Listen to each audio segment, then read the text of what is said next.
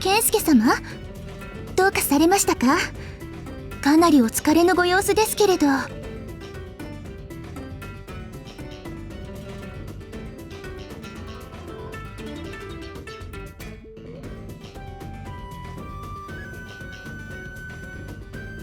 あ、健介様は研究熱心なのですね。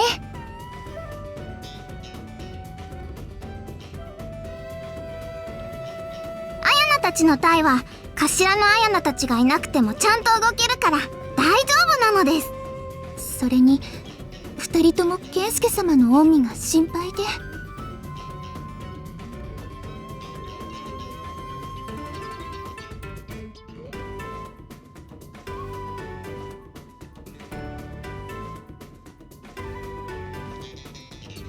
大丈夫です。アヤナたちが鬼なんかに遅れを取ることはないのです。ダメよ、アヤナ。その慢心が命取りなんだから。慎重に。ね。わかってるですけど、アヤナの隊はいつもみたいにカヨに任せるから、後のことはやっといてです。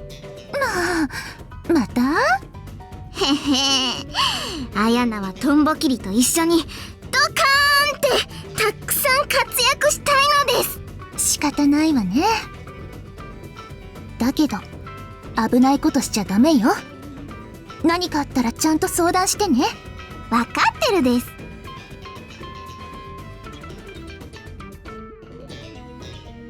アヤナは自由に動けるようにしてあげた方がいいんです。好きに動いてくれるだけで十分戦果を上げてくれますから。へへ、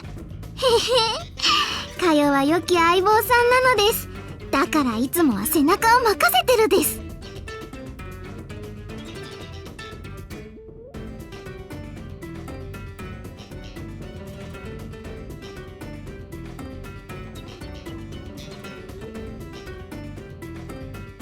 じゃあ健介様、松平衆はここまでとなるです。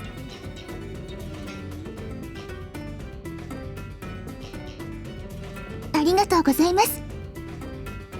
健介様もご武運を。はいです。では行ってくるです。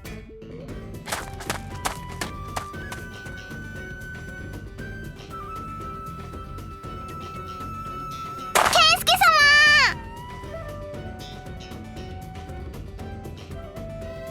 へへ、健介様、ですね、ちょっとお耳を貸してほしいです。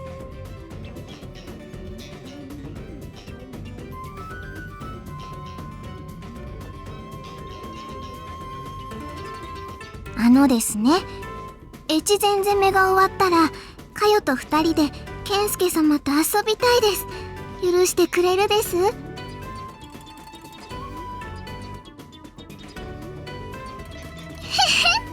内緒なのです。やだーこれでアヤナは鬼どもをたくさんやってやれるですよ。はいです。では健介様、また後で一条谷でお会いするですよ。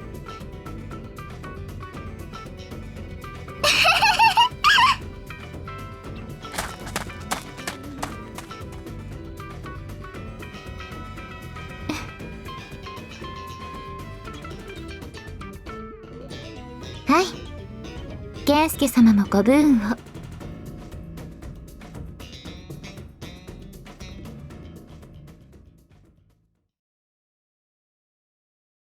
連合軍の中で随一の強さを誇る松平衆です。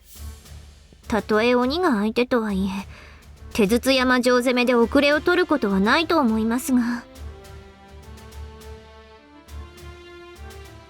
浅井衆は西国にもその強さが伝わっておりますから問題はないと思うのですが、その尾張衆が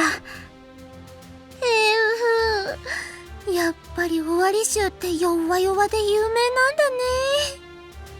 起点は効くんだけどね、目端が効きすぎて混戦になったら命あってのものだねって言ってさーっと消えちゃうからね、尾張衆は。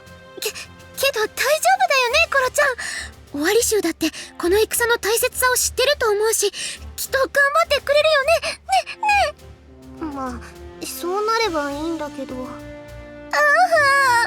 ロちゃんまで不安になるようなこと言わないで。まあ救いといえば美濃衆も多くいるということでしょうね。ただ健介隊は各地方の武士たちの寄り合いですから、できれば鬼との正面衝突は避けたいところではありますわ。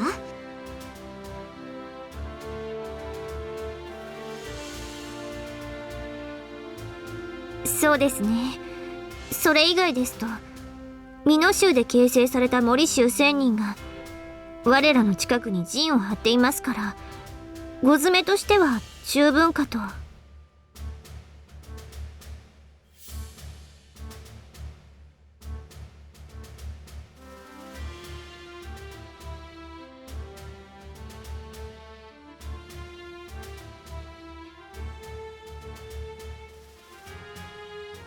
まあダメですよ、健介様。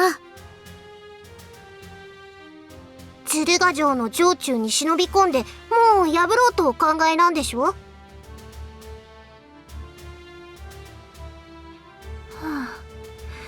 いい加減立場というものをご理解ください、健介様。しのちゃんの言う通りですよ、お頭。お頭は私たちにとって大切な人なんですから。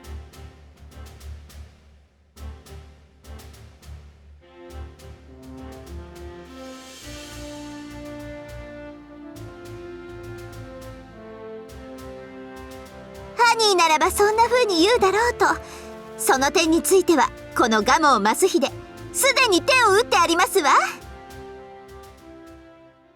さあおいでなさい、ヤタガラスの皆さ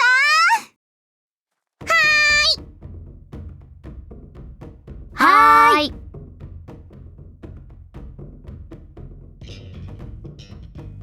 向こうは暇すぎての。なんぞ面白いことでもやっているようだったので来てみた。そのお供をさせられ申した。まったく双葉様に手紙を書いていたというのに。当然です。まあ最初は自分も行くと言って聞かず説得に難儀しましたが、この姉にしてあの妹君あり。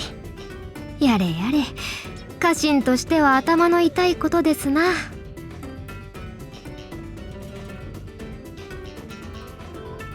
ほっほっほ、何のことやら。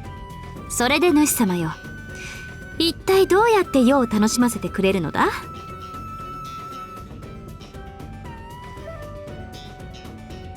そう、たとえ鬼が籠城したとしても私たちには新兵器があるのですわ。さあカラスさん、スズメさん、ご披露しちゃいなさい。おう、みんな持ってくるのだ。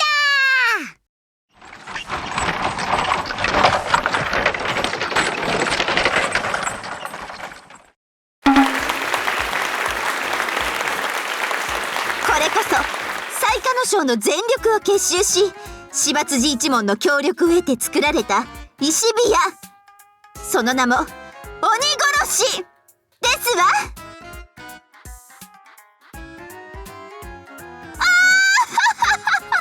100問目の砲弾も何のその。これで鶴ヶ城など木っ端みじんですわ。ほう、石火矢というのか。これは火縄銃の化け物のようなものだが、スズメ、これはどうやって使うのだ。火砲っていう火薬と弾丸が一緒になったやつを装填して、それに火をつけてドーンパパーンドッカーンって感じです。ふむ、なかなか楽しそうだな。どれ。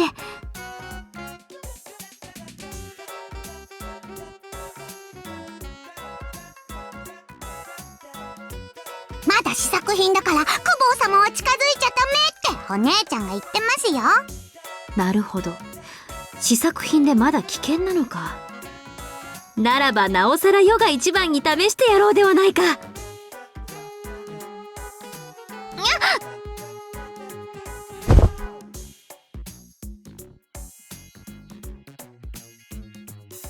何をするのだ主様よ。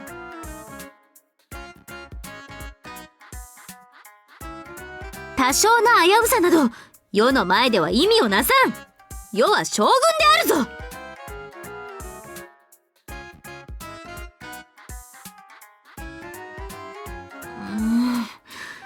まあ主様がそこまで言うなら少しだけ願いを聞いてやろう。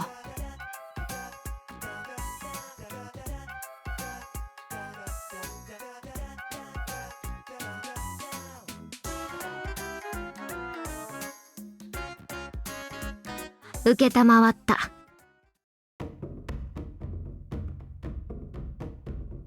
まだヤタガラス隊の分だけしか用意できておりませんの。ですから先方が門に取り付いた際に石火矢にて援護砲撃をするぐらいしか使いようはありませんわ。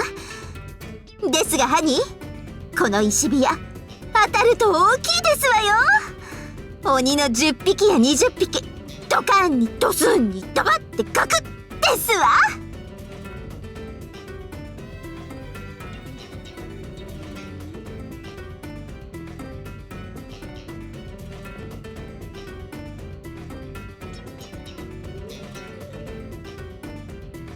それは構わないけど、撃つときはどうするってお姉ちゃんが聞いてますけど。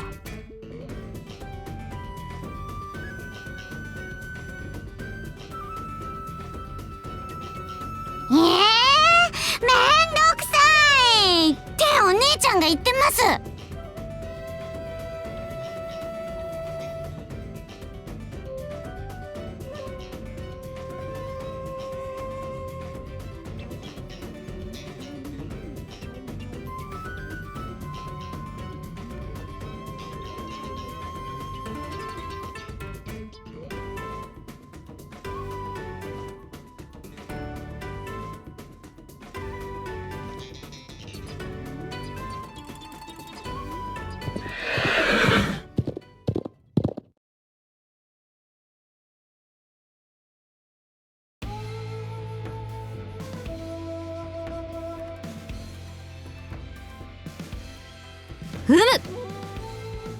承った。はっ、おそばに。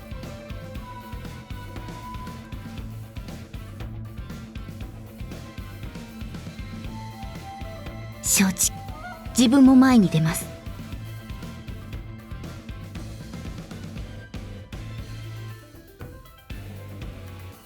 ご主人様。はっ。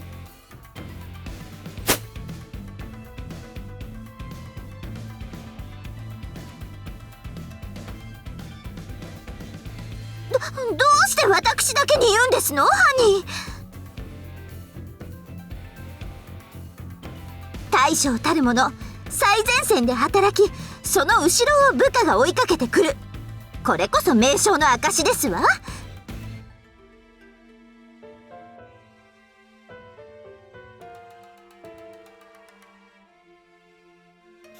そこまでおっしゃるのでしたら、言うことを聞いて差し上げますけれど。ハ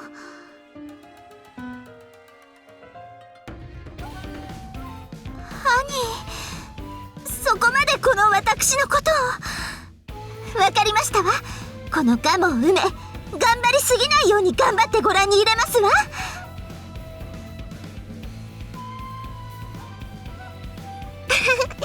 先輩としてちゃんと梅ちゃんの面倒は見ますからご安心ください。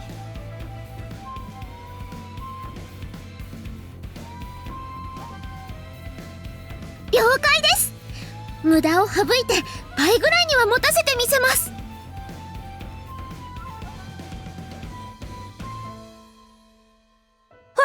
私が篠殿と一緒にですか？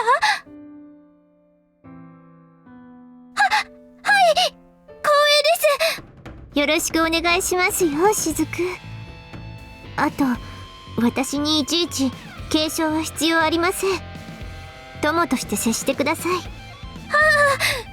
れの竹中殿を呼び捨てだなんて緊張しちゃいます。それほどのものではございませんよ。共に健介様のために働きましょう。そ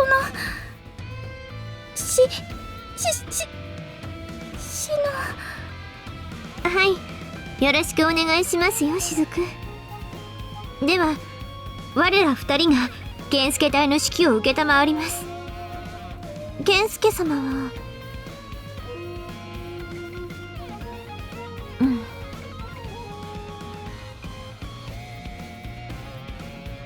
まあ信じましょう。ですが健介様、森一家の手綱は健介様しか握れません。そこはお忘れなきように。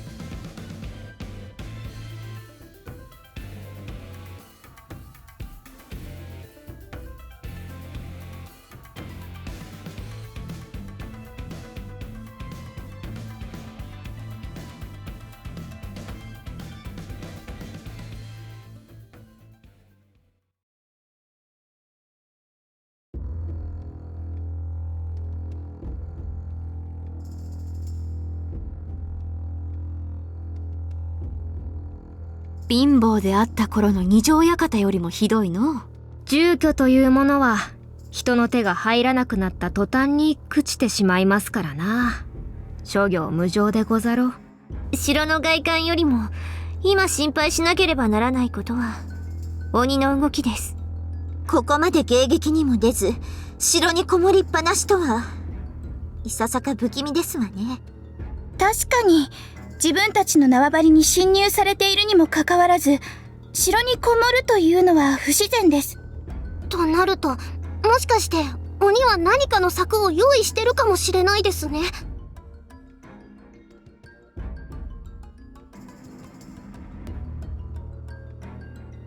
ふむ、確かにいたな。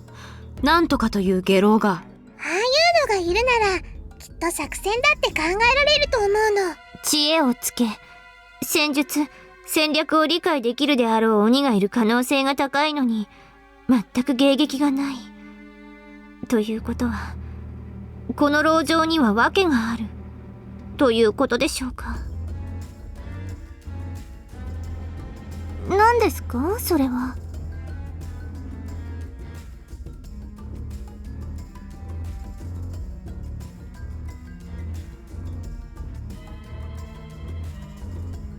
おそばに。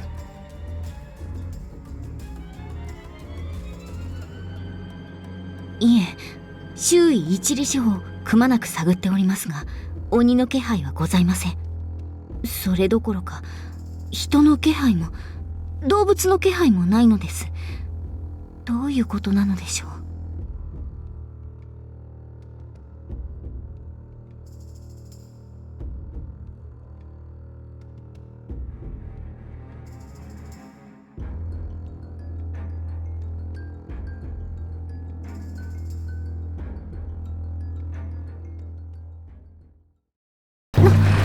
先方はもう仕掛けたのですか。状況がわからないのにもう城攻めに入るなんて、美月様たち焦っていらっしゃるのかな。何にせよここじゃ状況がわからないね。なんとかしないと。ならばよがちょっと見てきてやろう。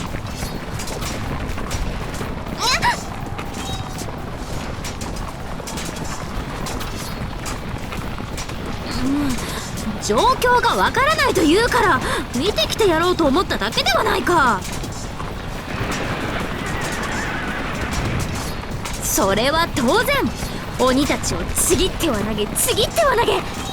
あ、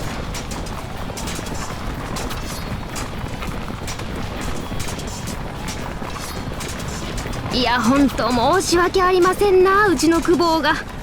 猫かよは。似たようなものですな。今は状況が不鮮明。頼みますから、和葉様はおとなしくしていてくださいませ。仕方ない。おとなしくしておいてやる。ありがたく。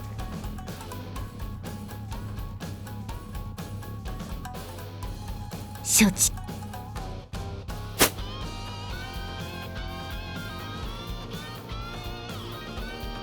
御意。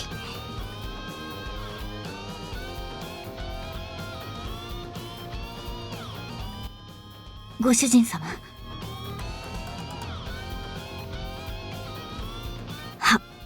柴田、庭の両隊を前に出して探りを入れたところ、白型に動きがなかったようで、勢いをつけて一気に抜くために城門に取り付いた様子。ただいまは両隊に加え、後方より進軍してきたホロ衆も加わり、城門はもうすぐ落ちる見込みかと。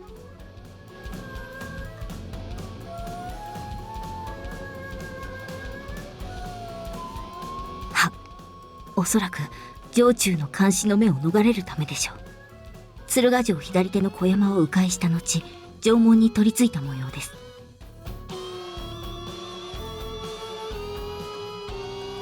お任せを。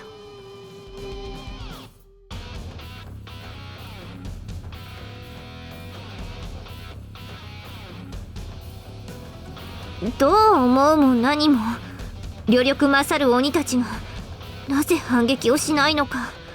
そこに罠があるからと考えるのが妥当かと。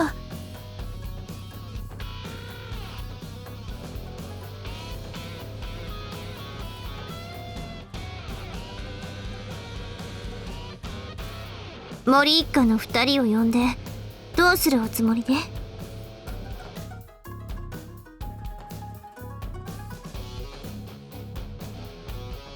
それは確かに良い案ですが、健介様、どうかなされましたか？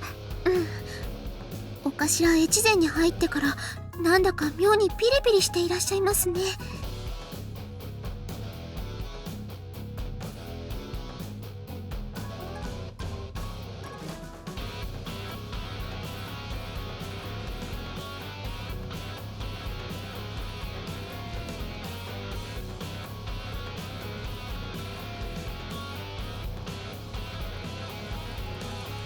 カラス、スズメ。何ですか、久保様。ヤタガラス隊、すぐに動けるようにしておけ。先ほどの鬼殺しとやらを使うことになるやもしれん。了解で主様の勘、世も信じよう。備えあれば憂いなしとも言うでな。梅ちゃん、私たちだって和葉様に負けないように全力でお頭を支えるよ。当然ですわ。健介隊所属の鉄砲隊も十分に経験を積んでおります。ヤタガラス隊には負けませんわよ。おーい、健介くーん。城門の方は若菜ちんとワンコの2人が張り切ってるから特に問題ないよ。思ったより抵抗も少ないし、鬼だってそこまで強いとは感じないかな。それよりさ、そろそろ本格的に攻めるから健介隊にももっと前に出てほしいんだって。エリカさんの進言もあってその方がいいだろうって判断したみたい。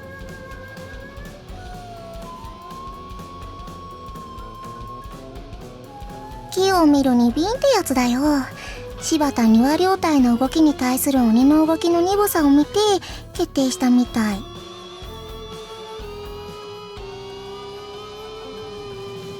健介隊は絡めて専門なんだから無茶しちゃダメだって。それに森一家も一条谷のために温存したいって思惑もあるみたいだよ。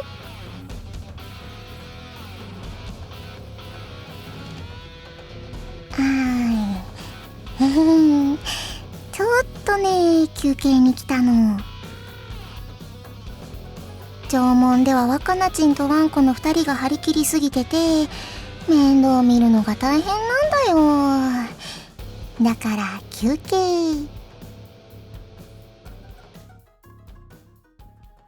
大変だよ。二人とも前しか見てないし。まあ、あとは健介くんの顔を見に来たってところかな。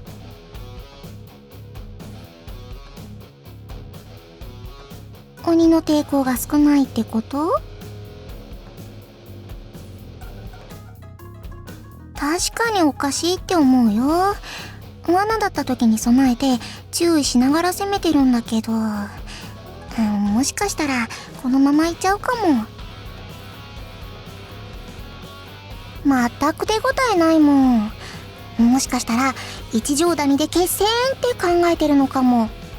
その判断考えられなくもありませんが、敦賀と手筒山をおとりにして軍勢を分割させる。そこで時間を稼ぎ、なおかつ戦力を削った上で一条谷におびき寄せ決戦する。上策とは言えませんが、可能性がないと言い切れるわけでもありません。難しいところですね。多分その流れが一番濃厚じゃないかな。とにかく健介隊は森柊とかと一緒に前に出てね。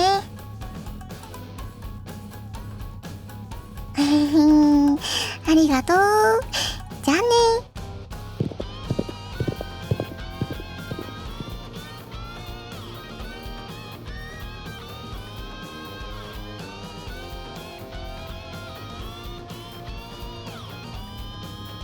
お頭、考えるのは後にしましょう。戦とは勢いがあって初めて勝利に近づけるものなんですから。今は攻めるしかありませんよ。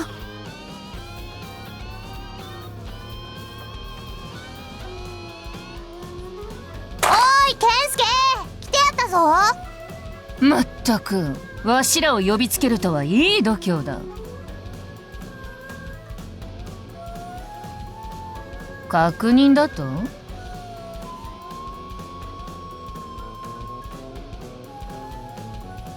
ああ、そういうことか。確かに鬼を相手にしてるってのは信じられないぐらいトントン拍子にことが進んでるもんな。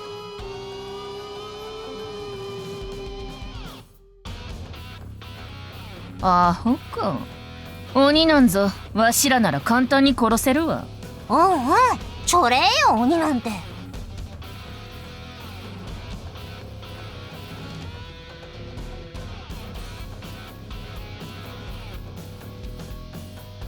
わしらは一条谷攻略に力を温存しておきたいからな。出る気はないぞ。こんだけトントン拍子に進んでるなら俺らが出張ったって首取れねえしな。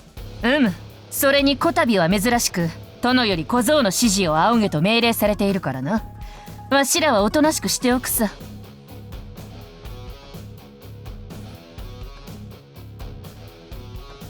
おう、どうせわしらが森一家を率いているわけではないからな。鏡がいりゃなんとかなんだろ。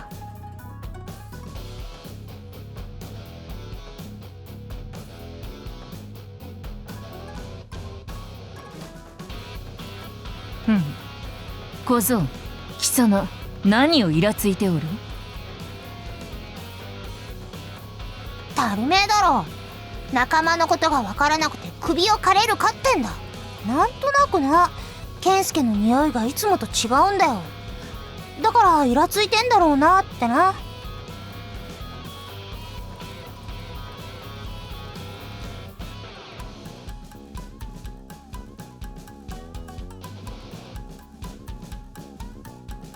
それは貴様だけが知っていることか？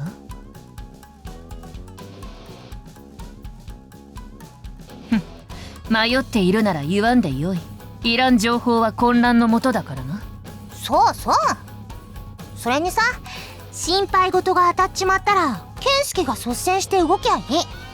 そん時は協力してやっから。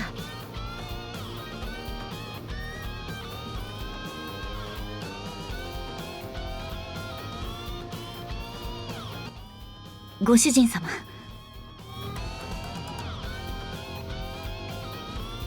相変わらず当方有利で進んでおります。すでに城門を突破し、柴田衆が城内の制圧に取り掛かっております。また多数の鬼たちがカラメテモンに移動を開始。どうやら落ちていくようですね。なんだ？どうしたケンスケ？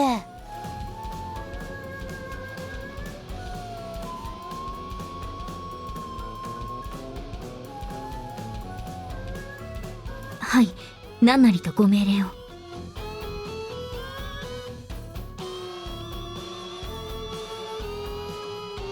承知。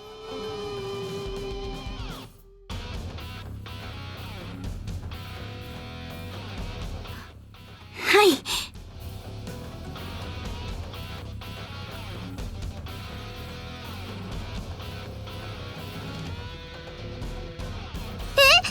お城、もう落ちたんですか？二時も経たないうちに落城ってそんなのめったにありませんよ。一条谷で決戦を選んだということですか。一条谷はその名の通り谷の間にあって守るに適した地形と聞き及んでおりますが、鶴ヶ城を捨てた真意は一体どこにあるのでしょうか。鬼の行動を見るに小僧の言う通り何かあると見るのが妥当じゃろうな。けだもののくせに小酌なことしやがるな。ムカつくぜ。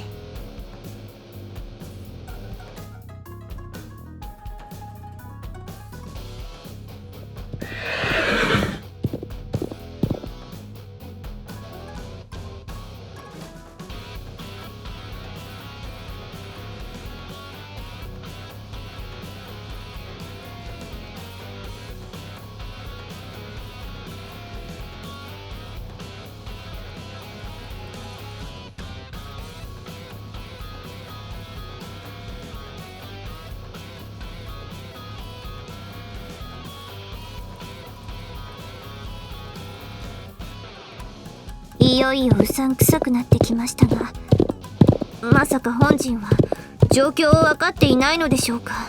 あまりにも早すぎる鶴ヶ城手筒山城の落城。鬼という生き物の基本的な性能を顧みればこれは罠だという結論にたどり着くと思うのですが。はいですわハニー、どうかされましたの？それは構いませんが、どうかされましたの？